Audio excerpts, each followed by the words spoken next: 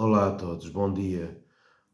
Estamos quase nesta época, aliás, já estamos na época natalícia, mas hoje é dia 23 e, e mais um dia estamos na noite de Natal. Noite de Natal essa que para muitos, todos nós sabemos que é complicado. E eu tenho dito isto várias vezes. Veio ao meu coração uma passagem da Bíblia que já tenho falado bastante, mas que continuarei a falar, em cima, em contraste com a frieza humana. E o título que eu pus, que eu escolhi para este vídeo é exatamente este, é Quando o Amor Magoa. Paulo diz que o amor nos constrange, mas não tem nada a ver com esta situação.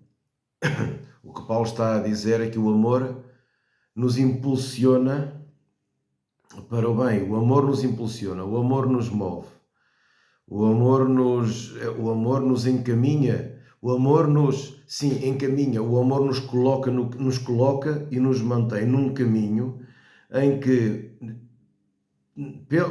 por esse caminho, nós vamos perdendo muita bagagem desnecessária. Coisas que nós damos muita importância e que acabam por depois nós percebermos que não têm valor absolutamente nenhum. As coisas em si têm o valor que nós lhes damos.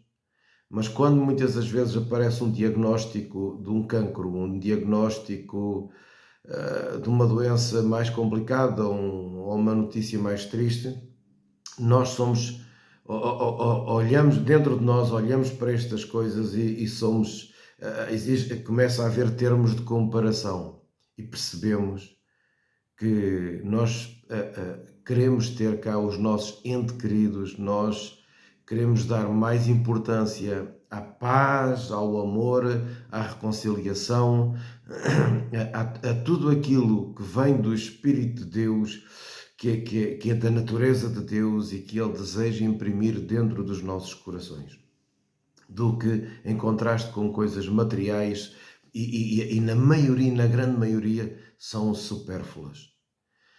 Ora bem, face a esta frieza humana em que nós estamos a viver, por vezes o amor magoa mesmo.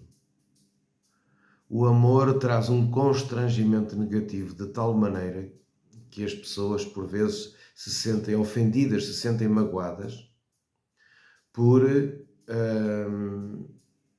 cauterizarem as suas consciências, por permitirem que as suas consciências fiquem endurecidas, por não se converterem mesmo ao amor. Eu quero, perdoem-me esta pequena tosse. Eu quero falar sobre esta passagem que Jesus vem em Lucas 10, que fala da parábola do samaritano, aquele samaritano em que alguém se lembrou um dia de colocar como título Bom Samaritano.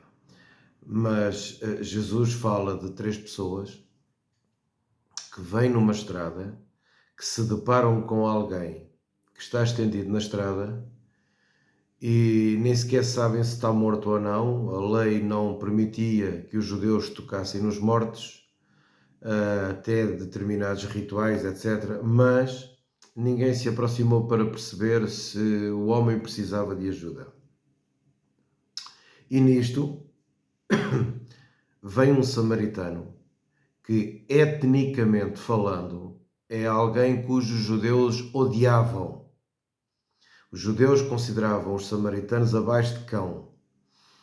Então Jesus usa o exemplo do samaritano e vem e aproxima-se da pessoa, vê que a pessoa está ferida porque na verdade tinha sido agredida, assaltada, e está ferida e trata dela com aquilo que tem na mão, com vinho, com azeite. Na altura, os viajantes que transportavam eram os primeiros socorros da época, liga-lhe as feridas e leva-o para uma estalagem para que ele possa descansar, repousar, e este samaritano diz ao homem da estalagem que trate dele, porque quando ele voltasse, ele pagaria o que ficasse em dívida. A questão aqui é para quem é que Jesus está a falar? Jesus está a falar para as pessoas consideradas de bem. Eram os doutores da lei. Presta atenção. Muitas das vezes as pessoas que se autodenominam pessoas de bem são paredes caiadas, como Jesus disse em Mateus 23. É preciso que nós, uma vez que nos intitulamos de cristãos, estamos na época natalícia e nós falamos tanto do menino Jesus, que já deixou de ser menino há muito tempo, mas nós usamos o nome de Jesus para produzir festas nas nossas igrejas, e não tem mal nenhum produzir festas nas nossas igrejas. Perdão. Aquilo que eu estou a dizer é que nós colocamos Jesus como uma espécie de testa de ferro à frente dos nossos trabalhos, à frente das nossas produções humanas, e nos esquecemos muitas das vezes daquilo que é mais essencial. Nós podemos estar a produzir um bonito espetáculo, e perdoem-me o termo espetáculo dentro de uma igreja, mas por vezes é mesmo só espetáculo, e ter gente caída no exterior da igreja, na porta da igreja, a dormir nas portas das igrejas, a dormir nas esquinas perto das igrejas, e ninguém os vai lá convidar. Nós nos esquecemos de ler as parábolas e os evangelhos e nos esquecemos da essência do coração de Jesus. Nós usamos Jesus para aprovar as nossas teses, para aprovar as nossas organizações religiosas, mas nós nos esquecemos completamente de colocar Jesus como a pedra fundamental da nossa vida. Então, vamos lá ver uma coisa. Estes homens, os tais doutores da lei, diz que com aquele desejo mórbido de querer pôr Jesus à prova para ver se ele caía em alguma coisa, ele faz-lhe uma pergunta: mestre, que farei para herdar a vida eterna? Não é uma pergunta, vá lá, como direi, uma pergunta até soft, uma pergunta que aparentemente não tem malícia nenhuma, mas Jesus responde com outra pergunta. Ele pergunta como é que está escrito na lei e faz outra ainda. Ele diz: como é que lês? Como é que tu interpretas aquilo que estás a ler? Porque isto é fundamental. Estas pessoas que se acham pessoas de bem, que usam o nome de Deus para apoiar as suas próprias organizações, formas de estar,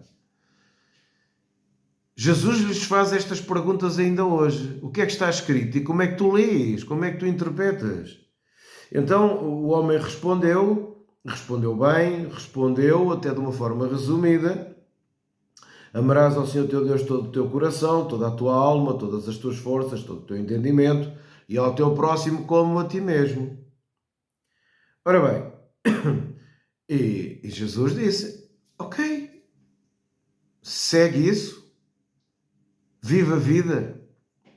Esta é a vida eterna. A vida eterna não é um estado que nunca morre. A vida eterna é um outro tipo de vida. É a vida onde nós experimentamos a paz, onde nós experimentamos a segurança, independentemente de tudo o que nos possa estar a acontecer. A vida eterna é o nosso refúgio em Deus.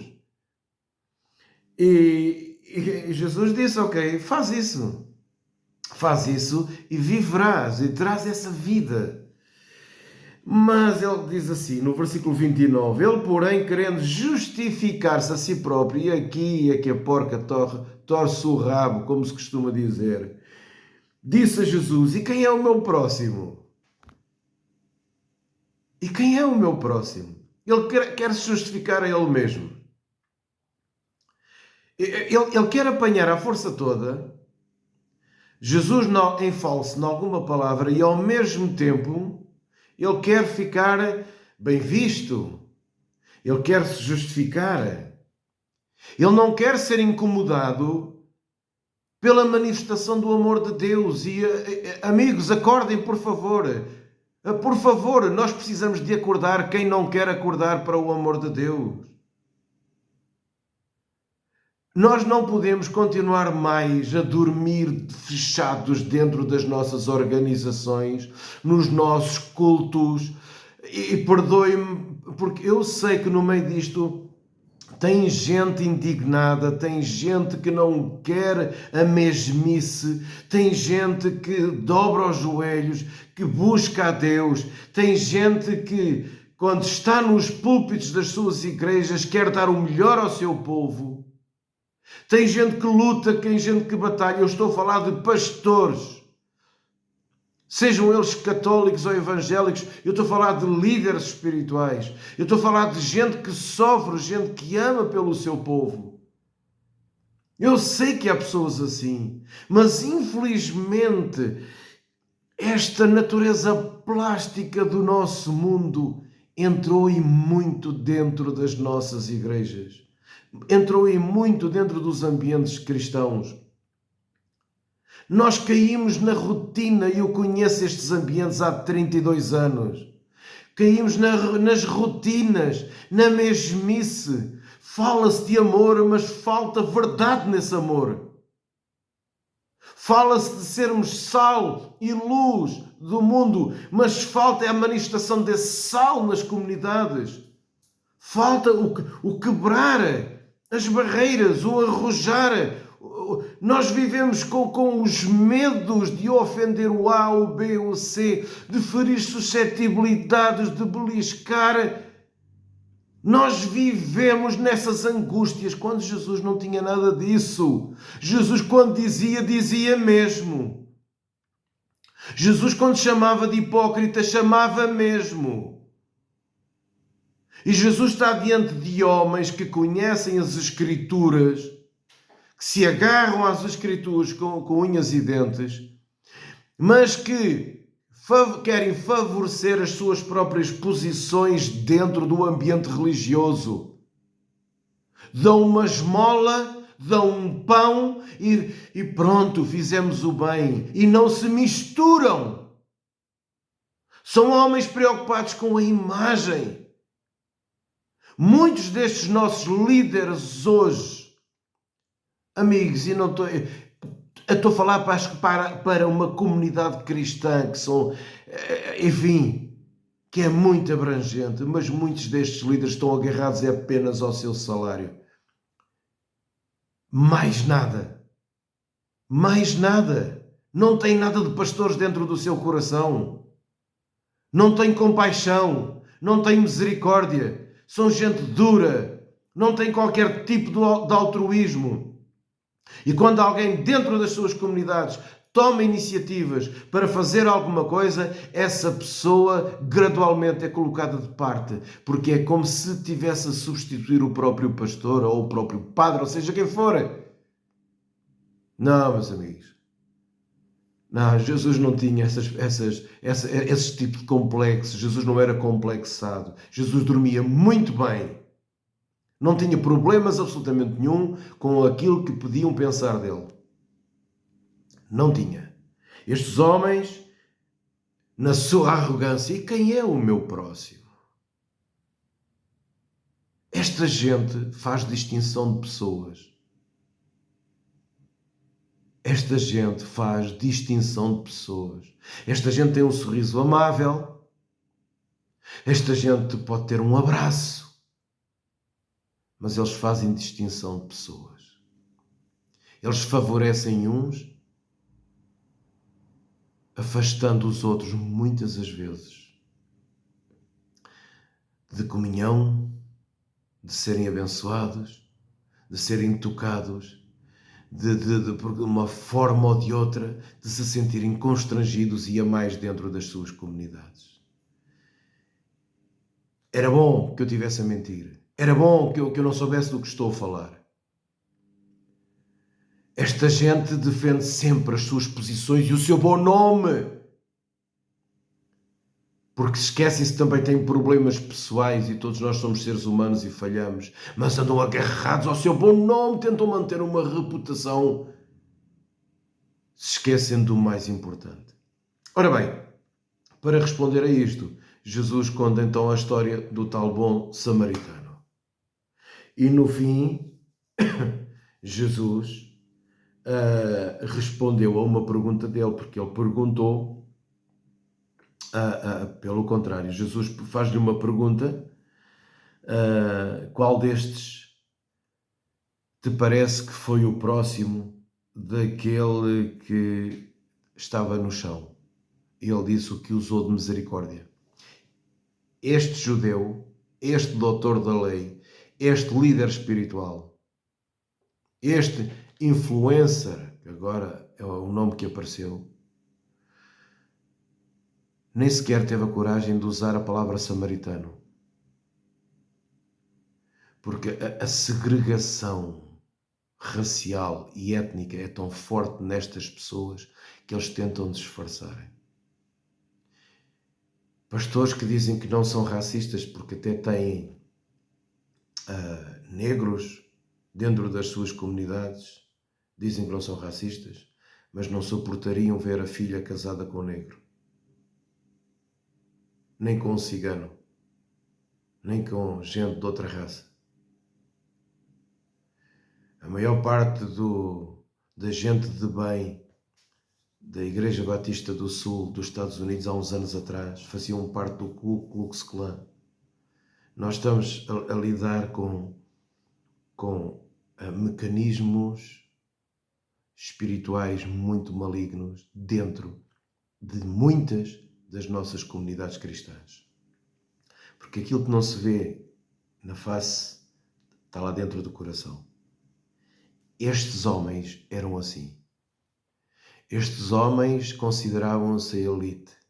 Estes homens consideravam-se a nata da sociedade, que vivia em conluio com o Império Romano. E Jesus sempre põe o dedo na ferida, sempre traz a verdade. Meus amigos, a pergunta é esta: as pessoas que estão caídas à sua volta, quem são os próximos deles? Sabe uma coisa? O amor que Jesus manifestou, porque aquilo que Jesus mostrou é o amor de Deus em ação. O que Jesus mostrou aqui, mais uma vez, é o amor de Deus em ação. Como é que nós podemos falar do amor de Deus dentro das nossas comunidades se nós não nos tornamos próximos? Eu pergunto novamente. Jesus fez esta pergunta: quem é que tu achas que foi o próximo daquele que estava caído? Então, nós temos gente caída à nossa volta. Nós temos bairros mais pobres. Nós temos associações a precisar de ajuda. Nós temos, olha, muita matéria-prima. Dentro das nossas aldeias, vilas, cidades, nós temos muita matéria-prima. A pergunta é: quem são os próximos desta gente? A pergunta deste fariseu, deste doutor da lei, antes foi: quem é o meu próximo? E Jesus lhe está a dizer, disse-lhe a ele, e diz-me a mim, e diz-lhe assim: nós precisamos de ser próximos deles. É deles. O que Jesus está a dizer é que não fiques à espera que eles venham ter contigo, vai tu ter com eles.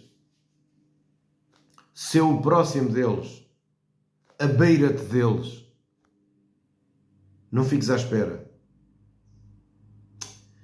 Este é o amor de Deus, é a ação. É quando eu falo que o amor de Deus tem um aspecto prático, tem mesmo. Tem mesmo. Porque nós nos reunimos ao domingo nas várias comunidades, nos abraçamos, nos beijamos, até dizemos o amor do Senhor, a paz do Senhor. Nós nem percebemos quando nós falamos a paz do Senhor, usando termos mais antigos, e Jesus, quando chegava ao pé dos discípulos, dizia paz. Paz é mesmo paz, é tranquilidade e suprimento da necessidade do meu próximo.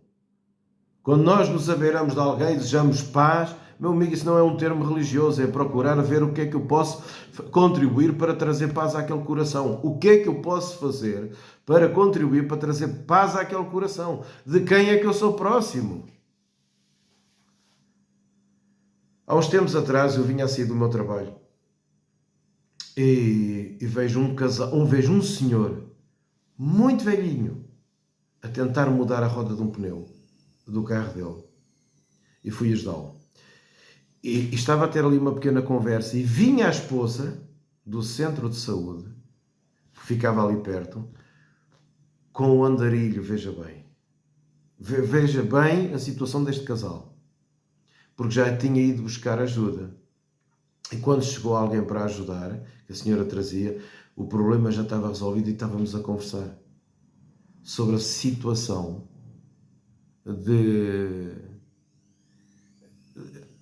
das condições físicas deste casal. Oh, meus amigos, é só prestarmos atenção. É só prestarmos atenção. Estes valores nós os aprendemos nos Evangelhos, mas sabe uma coisa? Eu aprendi isto muito dos meus pais. Eu aprendi isto e muito dos meus pais. O respeito pelo próximo, o ajudar, eu aprendi sim. E graças a Deus, nós não podemos chegar à idade que eu tenho, que ainda sou um jovem, tenho só 56 anos, e pensar que estagnei. Não, eu quero mais. Eu quero mais. E eu estou a pedir a Deus mais oportunidades de poder fazer aquilo que eu próprio acredito e ensino. Quer na minha vida pessoal, quer na minha vida. Por isso é nesta convicção que eu hoje trago esta palavra a vocês. Que o amor de Deus não vos magoe. E se você ficar enxofrado ou enxofrada, sabe o que é que isso quer dizer? Chateado comigo, com este tipo de conversa que eu estou a ter aqui, oh meu amigo, faça uma coisa, vá mesmo, olha, mesmo zangado comigo, mas vá, não se fique, não se fique pelas ovelhas que estão dentro das portas da sua igreja. Há mais ovelhas que Deus lhe deu, que estão na rua. Vá ter com elas. Vá mesmo. Não fique à espera que elas venham. Vá. Peça direção ao Espírito Santo para o encaminhar e vá. Não tenha medo de ir aos locais. Locais sujos. Gente que está suja. Oh, meu amigo, já estive sujo muitas vezes. Você já esteve sujo muitas vezes, mas vá. Vá às juntas de freguesia das suas localidades. Procure colaborar. Procure intervir. Procure ajudar pessoas, porque Deus abre portas, abre caminhos e traz corações e traz vidas. Não queira pessoas dentro da sua comunidade que só lhe deem palmadinhas nas costas e prendas pelo Natal e pelos anos. Não queira isso. Não queira isso. Tire a sua gravata. Tire o seu vestido melhor. Tire os seus anéis, calça os chinelos e vá visitar essa gente. Há um jovem, era jovem na altura, uma vez contou-me uma coisa. Ele andava interessado numa miúda. E eles eram os dois cristãos. E este jovem sempre teve uma certa apetência para ter para dar valor a algumas coisas que eu pessoalmente não dou. E nós chegávamos a falar sobre estas coisas. Na altura, faltava um bocadinho de humildade. E este jovem foi ter com esta moça, começou a chegar-se perto dela, a conversar e tudo isso, e a moça fazia parte de um grupo qualquer dentro da sua igreja que ajudava gente necessitada. Então eles combinaram o encontro. Foram sair. Então este jovem aperaltou-se todo para ir buscar a moça. E quando a moça o levou para um bairro da Lata. Levou para um bairro pobre, para entrar em casa de gente pobre, em terrenos lamacentos, para lhe mostrar a ele como é que Deus é. Amigo, eu não estou a dizer para você viver sempre nisso. Eu estou a dizer que as pessoas precisam de si. Eu estou a dizer que Deus deu-lhe a oportunidade de você ter uma casa aberta. E essa casa é para servir de agência do amor de Deus para a comunidade onde você está inserido. Você não tem que estar incomodado com o barulho que as pessoas fazem. Você tem que estar incomodado com a sua complacência. Você tem que se sentir incomodado com as rotinas cultuais dos seus domingos. Perdoe-me falar assim, pá. Mas já chega. Já chega, amigos. Já chega. Já chega. Constranja-se. Ajoelhe-se na presença de Deus. Se ficar zangado comigo, fica um bocado, mas depois isso passa. Mas constranja-se, amigo. Converta-se ao amor de Deus. Mas eu já tenho 50 anos de crente e já sou pastor há não sei quantos anos. Amigo, converta-se. Converta-se. Nós caímos em rituais. Eu sei o que é isso, amigo. Eu sei o que é isto. Nós caímos em cultos rituais. E agora o que a modernidade está a fazer, porque vivemos numa era tão plástica, nós procuramos criar atividades dentro das próprias igrejas locais que atraiam pessoas. Eu não sou contra determinadas coisas que se fazem, mas quando o propósito é só ter pessoas dentro da igreja para que os números cresçam, incluindo o do dinheiro, isso é diabólico. Isso é diabólico. As pessoas estão à espera que você vá lá fora dar comer, que vá dar um abraço, que vá curá-las. Sim, ir curá-las. Você pode não conseguir curar uma doença cancerígena, mas você pode ir orar por elas. E o Espírito de Deus pode se mover e o cancro pode ser curado, sim. Você não sabe o que é que Deus pode fazer, mas alguma coisa Deus pode fazer. Mas há uma coisa que as pessoas precisam lá fora, é o contacto. E não é agora na altura do Natal que se dá um cabaz. É o cabaz de Natal para os mais pobrezinhos. Amigo, não, isso tem que ser feito o ano todo. Tem que se ir às comunidades, tem que sair. Saia. Porquê é que você não experimenta fazer um culto nas ruas? Nas ruas não é fazer... Mas sabe como é que há de fazer o culto? Não é andar a tocar música. Nem é andar a pregar. É levar as pessoas da sua igreja a determinado tipo de bairros ou espalhá-los e ir socorrer as pessoas e levar comida. Ir abraçá-los, ir orar. Porquê é que você não pega nos crentes da sua igreja e vai orar e leva-os a orar pelas pessoas?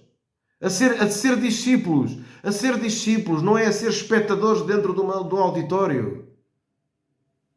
Nós, num auditório, devemos estar ali para aprender e para partilhar algumas coisas e adoramos a Deus juntos e fazemos várias coisas bonitas juntos. Mas arranque-os da rotina, arranque-os da mesmice. A mesmice, perdoe-me, mas este é o termo. Jesus não parava, cada vez que abria a boca fluía o som do Espírito Santo. Jesus era um homem 100% submetido à direção do Espírito. Nós não somos isso. Mas quanto mais formos com este tipo de convicções, mais podemos fazer na obra e no reino de Deus. Humilhe-se, submeta-se. Não fique agarrado aos diplomas que você tem na parede, pá. Não fique agarrado às marcas de fatos e gravatas que você tem, à marca do carro. Há pastores que estão mais preocupados em manifestar um bom jantar e aquilo que estão a comer do que socorrer os famintos. Adoram expor-se com as marcas dos seus popós, das suas casas, com a ostentação e dos seus diplomas, do que tirar essa roupa diante. Você tem pessoas na igreja cujas reformas por vezes mal dão para os medicamentos. Pá. E você muitas vezes usa versículos bíblicos para os manipular. Acorde disso. Converta-se ao amor de Deus, amigo. Converta-se que ainda vai a tempo. Reúna as pessoas e tira as pessoas de um curral religioso e tire-as cá para fora, envie-as, use grupos familiares como você quiser e que elas vão no poder do Espírito Santo. E quando regressarem, elas virão com alegria, como aconteceu com os discípulos quando chegaram ao pé de Jesus. O verdadeiro Natal é estarmos no verdadeiro propósito do amor de Deus. Esse é o verdadeiro Natal. E o verdadeiro Natal pode ser no Carnaval, pode ser no verão, pode ser em qualquer altura. O verdadeiro Natal não tem que ser no dia 25 de dezembro, em que nós damos um pãozinho ao pobrezinho. Deixemos cair os embaraços e aquilo que a Bíblia chama de pecado, que entranhou, que está cá dentro e que nós camuflamos. Deixe de estar preocupado com aquilo que os outros dizem. Arranque. Se você está dentro de uma igreja e que não lhe é permitido fazer o bem, fale com o seu pastor, se possível, despeça-se em bem. Repito, se possível, despeça-se em bem. E vá, faça você a obra. Faça você a obra. Você pode dizer, mas o meu pastor não deixa. O seu pastor não deixa, mas quem é que morreu na cruz por si? Homem, saia, vá você fazer o bem. Vá você abraçar, vá você ensinar. Vá você curar. Faça o que este samaritano fez. Nós todos os dias temos a oportunidade para curar, para sarar, para ligar. Nós somos pacificadores. Somos agentes de pacificação. Pacificação é trazer paz ao coração das pessoas. E ninguém pode trazer paz se de facto não tiverem paz. Bom, esta quadra é uma altura em que normalmente as famílias se reúnem, outras estão de costas voltadas. Há irmãos que não se falam. Há irmãos que cometeram a estupidez de estarem costas voltadas por um ou dois motivos. Humilhem-se. Procurem se humilhar. E naqueles casos que não é possível a reconciliação, que o seu coração fique sarado, que o seu coração perdoe e que possa seguir em frente. No amor de Jesus. Bom Natal a todos.